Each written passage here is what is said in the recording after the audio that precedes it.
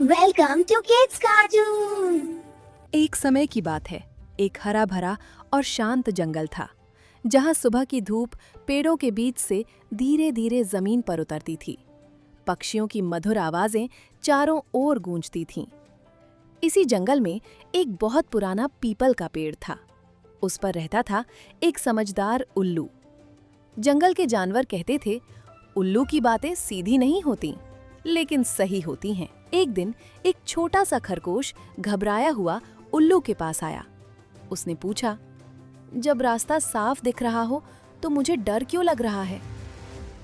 उल्लू ने शांत स्वर में कहा, जो सबसे आसान लगता है वही हमेशा सही नहीं होता। खरगोश उलझ गया। वो कुछ समझ नहीं पाया और चुपचाप वहां से चला गया। कुछ समय बाद एक हिरण आया। उसने पूछा, जब सब डर रहे हों तो क्या अकेले आगे बढ़ना सही है?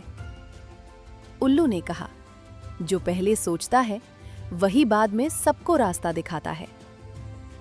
हिरण ने कुछ नहीं कहा। वो बस खड़ा रहा, सोचता रहा, और फिर उसने फैसला किया कि वह डरकर नहीं रुकेगा। उसी समय एक चालाक लोमड़ी आई।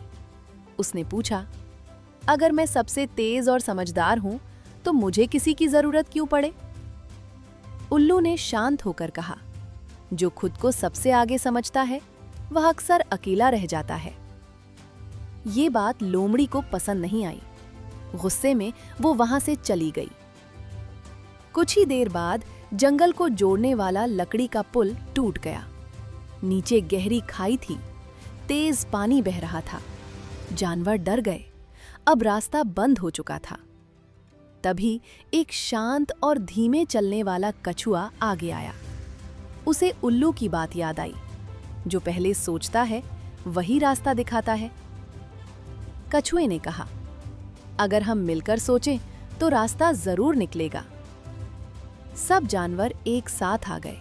किसी ने लकड़ी पकड़ी, किसी ने रस्सी बांधी और किसी ने रास्ता संभाला। धीरे धीरे टूटा हुआ पुल फिर से मजबूत हो गया। एक एक करके सभी जानवर सुरक्षित पार पहुंच गए। सूरज ढल रहा था।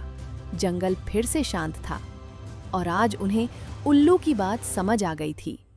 जो सलाह समझ में नहीं आती, वही मुश्किल समय में काम आती है।